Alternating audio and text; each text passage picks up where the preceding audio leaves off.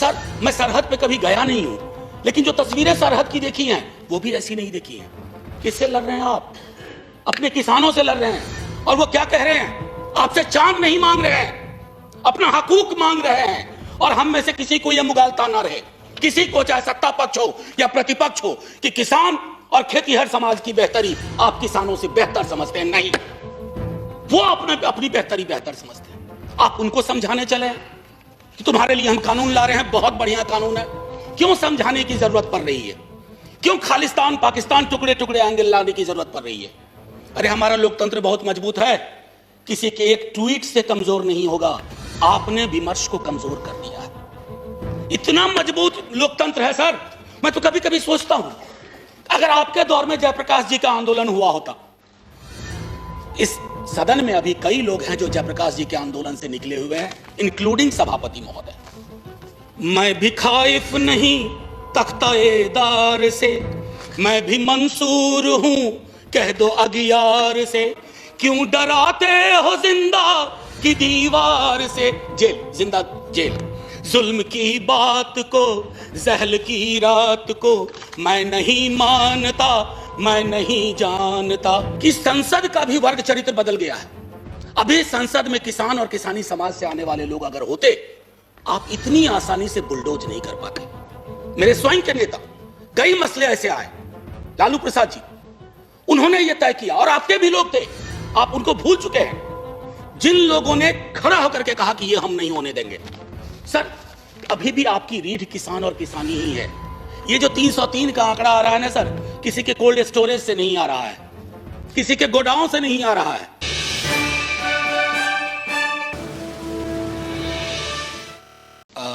आपका बहुत बहुत धन्यवाद कि आपने महामहिम के अभिभाषण के धन्यवाद प्रस्ताव पर मुझे बोलने का मौका दिया। सभापति महोदय, दिक्कत यह है कि उनसे जिनसे होती है इंसा को हमेशा तकलीफ, वो समझते हैं कि वो असल अक्ल वाले हैं। माननीय सभापति महोदय, एक पंचतंत्र में एक कहानी है। एक चित्ररथ नाम के राजा हुआ करते थे। उनके पास एक विशाल सरोवर था, और उस सरोवर में सर छोटे छोटे खूबसूरत हंस बहुत सारे थे। वो 6 महीने पे एक पंख गिराते थे और राजा को पंख दे देते थे। बीच में एक सोने का, तथाकथित सोने का के पंख वाला एक बहुत बड़ा पक्षी आया। उसने कहा मैं इस सरोवर में रहूंगा। छोटे पक्षियों ने कहा कि महाराज जी, तो हम सरकार को, राजा को देते हैं अपना पंख 6 महीने पे, आपके लिए यहां गुंजाइश नहीं है। वो सोने के तथाकथित पंख वाला पक्षी वो पहुंच गया राजा के पास। उसके सिपाही सलारों को कहा कि देखो, ये तो तुम्हारी बात नहीं मान रहे हैं और कब्जा करके बैठे हुए हैं सरोवर पे। राजा ने अपने सिपाही भिजवा दिए, सारे हंस मार दिए सर। और वो जो सोने के तथाकथित पक्षी, बड़ा विशाल पक्षी था सर, वो भी उड़ गया। मैं इसका संदर्भ छोड़ता हूं अपनी सरकार पर, सत्ता प्रतिष्ठान पर। अभी जमेगा, इंतजार करिए, अभी जमेगा। हमारे यहाँ बिहार में कहते हैं कि दूध में जोड़न ढंग से पड़े तो दही बढ़िया जमता। अभी जोड़न डाला नहीं है। माननीय सभापति महोदय, मैं अपने इस कथन को चंद खंडों में रखूंगा। पहला खंड होगा कि महामहिम के अभिभाषण का संदर्भ, उसका ऐतिहासिक महत्व क्या है। दूसरा, लोकतंत्र में आंदोलन की क्या भूमिका होती है। तीसरा, पीसफुल असेंबली के साथ कोई भी लोकतांत्रिक मुल्क कैसे डील करे। चौथा, आंदोलनों के और लॉ मेकिंग के बीच का क्या ताल्लुक है। और पांचवा, कि रिप्रेशन की कहां तक इंतहा होती है। सर, लोकतंत्र के 3 स्तंभों के बारे में हम सब जानते हैं। चौथे स्तंभ के बारे में तो मैं बोलूंगा भी नहीं। अगर वैसे आपके दोस्त हों जिस चौथे स्तंभ पर कि एक बड़ी धारा पर आप निर्भर हैं, तो आपको दुश्मन की जरूरत नहीं है, वो दोस्त ही आपका काम तमाम कर देंगे। वो क्या करते हैं, दिन भर कुछ भी मामला हो, लोग दुख में हो, लोग संकट में हो, लोगों की मौत हो रही हो, और शाम में चलाएंगे खालिस्तानी एंगल ऑफ किसान आंदोलन। सर, मैं कॉलेज का विद्यार्थी था, हमने देखा है कि पंजाब और पूरे मुल्क ने क्या भुगता है। हम सब सर, आप तो सक्रिय राजनीति में थे सर, सक्रिय राजनीति में आपने देखा कि पूरे देश ने, हमने सिर्फ प्रधानमंत्री नहीं खोया, हमने हजारों लाखों जानें गंवाई। कुछ तो सीखे इतिहास से। इतिहास दोहराता नहीं है, लेकिन इतिहास प्रेरणा देता है, इतिहास निर्देश देता है, और हम उन निर्देशों को सुनना नहीं चाह रहे। शाम ढले, खालिस्तानी जमा हो गए, पाकिस्तानी जमा हो गए, टुकड़े टुकड़े गैंग जमा हो गए, नक्सली जमा हो गए, माओवादी जमा हो गए। सर, सबसे बड़ा टुकड़ा टुकड़ा गैंग वो है जो अपने भारत माता की संतान की पीड़ा को करुणा से ना समझे, दंभ से देखे, गुरूर से देखे। दंभ और गुरूर लोकतंत्र की जुबान नहीं है। सर, आप लोग कहते हो, आप बहुत लोग नहीं, कुछ आपके मंत्रीगण हैं, माननीय सभापति महोदय, वो 303 कहते हैं कि 303 का आंकड़ा है। सभापति महोदय, इस सदन ने, इतिहास ने इससे बड़े आंकड़े देखे हैं। कहां बिला गए, कहां गुम हो गए, किसी को पता नहीं। आंकड़े नहीं इतिहास तय करते हैं, आंकड़ों के पीछे की संजीदगी और संवेदना इतिहास तय करती है। आपका हाई पॉइंट क्या है, आपका लो पॉइंट क्या है, आप फेल हो रहे हैं उसमें। और लाइटर मैन में कहूं, 303 नाम का एक राइफल हुआ करता था सर, उसकी सर्विस समाप्त हो गई है। 303 उसकी सर्विस समाप्त हो गई है। सर, मैं एक चीज और कह करके फिर मूल बिंदु पे आऊंगा। मैकबेथ से बहुत चीज हम सीखते हैं। शेक्सपियर ने ना जाने अद्भुत चीज लिख दी है। टेम्परेंस बहुत जरूरी है सत्ता प्रतिष्ठान में। कद तब बढ़ता है जब पद की गरिमा को आप समझते हैं। Boundless intemperance in nature is tyranny. It has been the untimely emptying of happy throne and fall of many kings. Intemperance अगर आपके स्वभाव में आ जाए तो सर, इसने कितने सिंहासन खाली करवा दिए, कितने राजाओं की घर वापसी करवा दी। थोड़ा सनद रहे, थोड़ा ध्यान रहे। Please. That is not acceptable. माननीय सभापति महोदय, एक हल्के स्वर में एक बात कहना चाहता हूं। सेंट्रल हॉल का जिक्र जयराम रमेश जी कर रहे थे। वहां जब बैठता हूं ना, तो दल से ऊपर लोग सोचते हैं।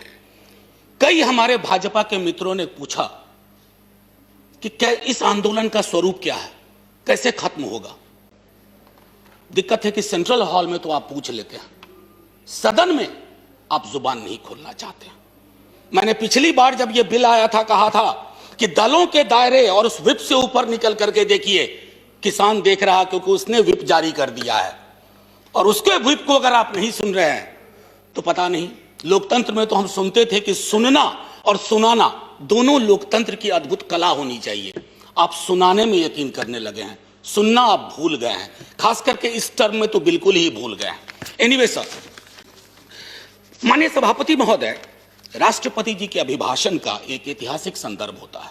हम सब जानते हैं कि सरकार स्क्रिप्ट तैयार करती है। बीते 29 जनवरी को जब महामहिम का अभिभाषण हुआ था, हम में से 19 दलों ने उसमें शिरकत नहीं की थी। माफी के साथ कहता हूं, कष्ट भी हुआ था, क्योंकि एक बहुत महत्वपूर्ण ओकेजन होता है। लेकिन माननीय सभापति महोदय, माननीय राष्ट्रपति जी का अभिभाषण जब समकालीन यथार्थ से, दुख और दर्द से, रंजो गम से मीलों दूर खड़ा हो, तो कैसे शामिल हो जाए। माननीय सभापति महोदय, बड़ी मुश्किल होती है। सिंघू बॉर्डर, टिकरी बॉर्डर, गाजीपुर, और ये तो 3 महत्वपूर्ण केंद्र हैं छोटे छोटे हलकों में।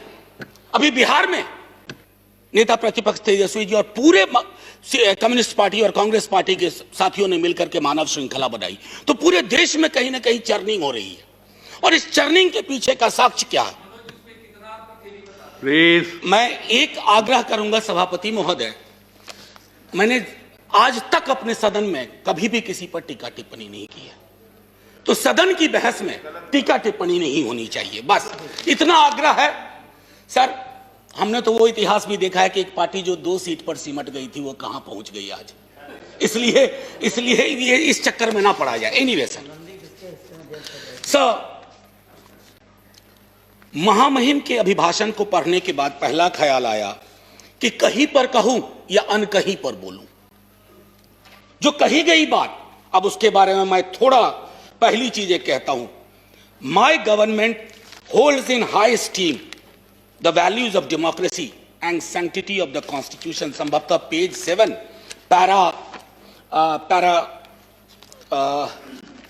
पैरा 25 होना चाहिए, मेरी मेमोरी अगर सर्व करती है सही। Yes, para 25।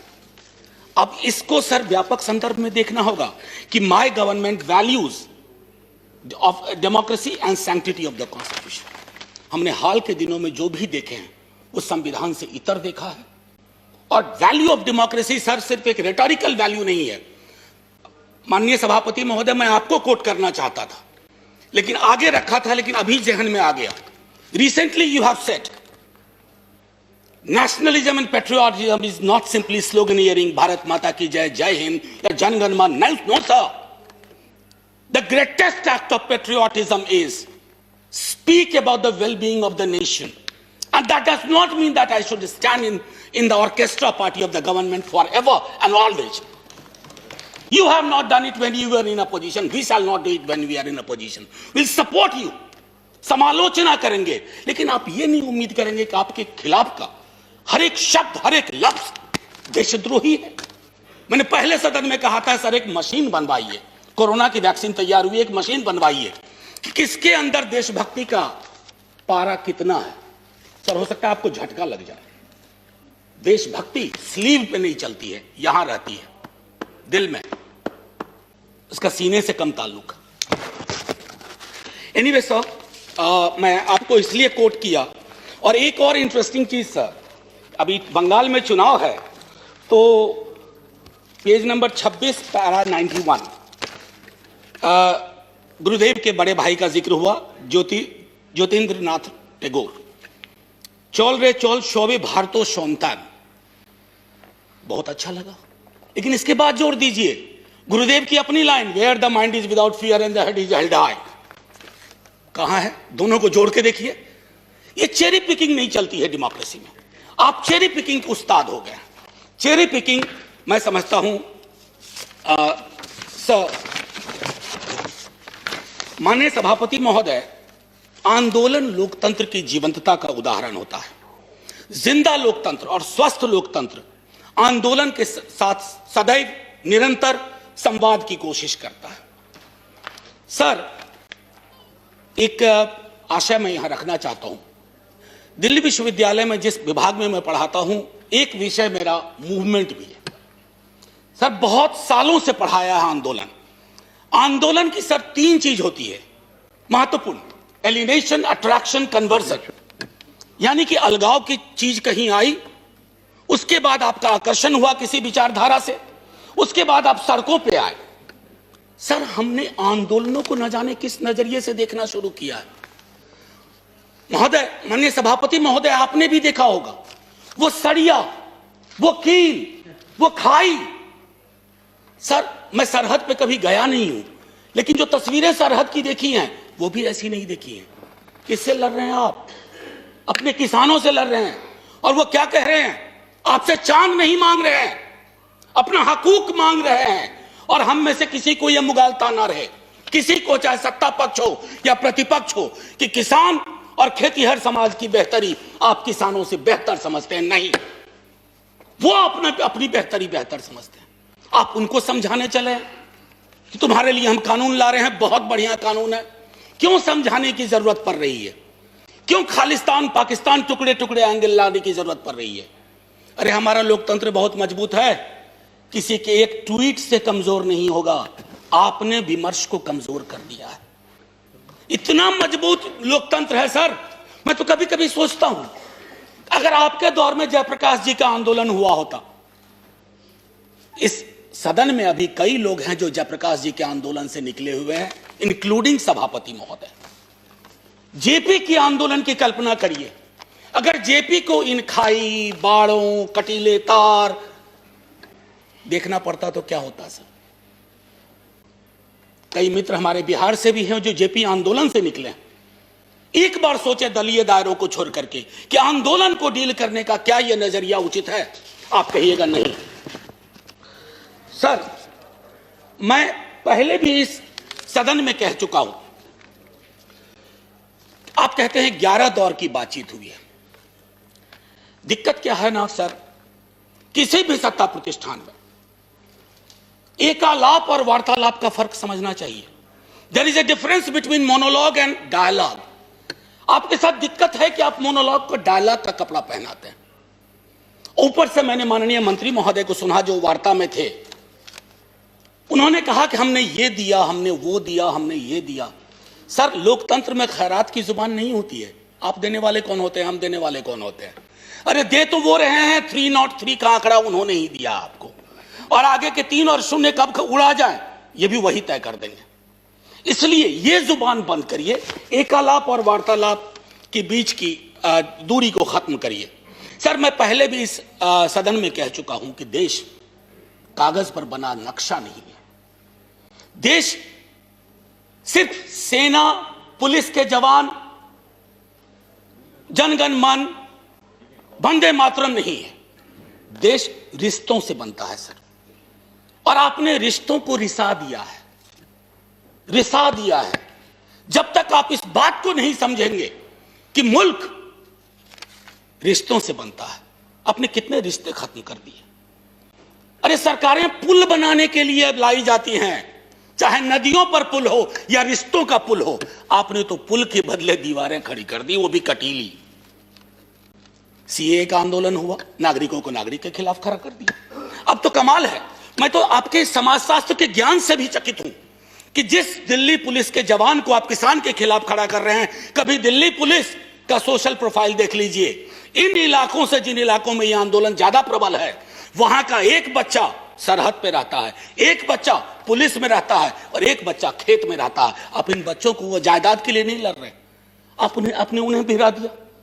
कहीं तो सोचिए, विराम दीजिए। इसलिए मैं कहता हूं, अवतार सिंह पाश की एक कविता कहूंगा, यदि देश की सुरक्षा यही होती है कि बिना जमीर जिंदा होने जमीर होना जिंदगी के लिए शर्त बन जाए। कितना वक्त है सर? नहीं, आपका 18 मिनट अलाटेड टाइम है जी। आपने ऑलरेडी 17 मिनट्स दिया। ओ सर सॉरी, 2 मिनट दे दीजिए बस। 2 मिनट दीजिए। जी सर। आंख की पुतली में हाँ के सिवा कोई शब्द ना हो। आपको सिर्फ हाँ चाहिए आंख की पुतली में, चाहे वो कितनों भी अश्लील हो। पाश कहते हैं, मैं नहीं कह रहा। और मन बदकार पलों के समक्ष हमेशा झुका रहे, तो हमें देश की सुरक्षा से खतरा है, देश को अपनी सुरक्षा से खतरा नहीं है। यह फर्क आपको समझना होगा। माननीय सभापति महोदय, इस 2 मिनट का प्रयोग मैं, आपने किसान को लेकर के जितनी बातें कही उस पर, उन बिलों के बारे में पहले मैं बोल चुका हूं पिछले सत्र में। मैं सिर्फ इतना कहना चाहूंगा कि बिहार में एमएसपी 2006 में खत्म की गई। बिहार के किसान की आय के बारे में आपको मैं आंकड़ा दूं उचित नहीं होगा। आपके पास आंकड़ों का भंडार है, आप तो आंकड़े तैयार कर लेते हैं, बल्कि कभी कभी पका भी लेते हैं प्रेशर कुकर में। मैं सिर्फ इतना कहूंगा कि आप बिहार के मॉडल को, हम तो सोच रहे थे कि बिहार को, आप ही की सरकार को दोष नहीं दे रहा हूं, बीती कई सरकारों ने बिहार को लेबर सप्लाई का स्टेट बना के रख दिया है। हमारा काम है मजदूर भेजना पूरे देश में, और हमने कोरोना के काल में वो सब देखा है। हम तो सोच रहे थे कि हमारे बिहार का किसान, हालांकि किसान नहीं रहा, वो खेती हर मजदूर हो गया है। हम सोच रहे थे कि उन्हें भी पंजाब हरियाणा की तरह। सर, आपने क्या किया? वो मॉडल आप चाह रहे हैं पंजाब हरियाणा में बिहार की तरह हालात हो जाए। कभी कभी मुझे इस बात का अंदेशा होता है कि संसद का भी वर्ग चरित्र बदल गया है। अभी संसद में किसान और किसानी समाज से आने वाले लोग अगर होते, आप इतनी आसानी से बुलडोज नहीं कर पाते। मेरे स्वयं के नेता, कई मसले ऐसे आए, लालू प्रसाद जी, उन्होंने यह तय किया, और आपके भी लोग थे, आप उनको भूल चुके हैं, जिन लोगों ने खड़ा होकर के कहा कि यह हम नहीं होने देंगे। सर, अभी भी आपकी रीढ़ किसान और किसानी ही है। ये जो 303 का आंकड़ा आ रहा है ना सर, किसी के कोल्ड स्टोरेज से नहीं आ रहा है, किसी के गोडाउन से नहीं आ रहा है। 303 के आंकड़े को एक बार सर, और मैं इससे पहले कि जय हिंद कहूं, मैं माननीय सभापति महोदय अभी भी हाथ जोड़ के सरकार से आग्रह करूंगा। इतिहास में ऐसे क्षण आते हैं जब आप दुविधा में होते हैं। प्लीज आपके माध्यम से रिक्वेस्ट कर रहा हूं, हाथ जोड़ करके आप दर्द समझिए किसानों का। सर, पूस की सर्द रातों में, माघ की सर्द रातों में सड़क पर रहना आसान नहीं होता। पानी बंद कर दिया गया, शौचालय बंद कर दिए गए। सर, इस तरह के पोजीशन, इस तरह का अग्रेसिव पोस्चर हमने तो अपने कुछ पड़ोसी मुल्कों के लिए भी नहीं सुना जो अंदर तक आ गए। सर, लाल आंखें वहां होनी चाहिए, कहां हम आंखें लाल कर रहे हैं। ये किसान आपके हैं, ये किसान मेरे हैं। अगर एक दिन इन्होंने हड़ताल कर दी, एक दिन तय कर लिया कुछ नहीं, सर संसद बंद हो जाएगी, सरकारें बंद हो जाएंगी, क्या होगा पता नहीं। इससे पहले कि मैं कहूं जय जवान, जय किसान और जय हिंद, माननीय सभापति महोदय, मैं बस सर 1 मिनट का और वह दीजिए, 30 सेकंड। मैंने कभी ऐसा किया नहीं, लेकिन आज इतनी सारी चीजें थी। कई लोग इसमें हेरोल्ड लास्की को प्रयोग करते हैं, कहते हैं, कोट करते हैं। उन्होंने कहा था कि लिबर्टी के मसले पर you need to find the government accountable time and again, that's the test of the democracy, but we have failed. किसानों को ही हमने फेल नहीं किया है। और आखिरी सर, इजाजत हो तो तरन्नुम में, नहीं तो यूं ही, मैं भी खाइफ नहीं तख्ताएदार से, मैं भी मंसूर हूं कह दो अगियार से, क्यों डराते हो जिंदा की दीवार से। जेल, जिंदा जेल, जुल्म की बात को, जहल की रात को मैं नहीं मानता, मैं नहीं जानता। Thank you sir. जय जवान, जय किसान। अगर आप चाहते हैं गरीब हर वंचित इंसान की आवाज आप तक पहुंचे तो हमारे चैनल को सब्सक्राइब करें और बेल आइकन का बटन दबाना ना भूलें। देखते रहिए बहुजन हलचल न्यूज।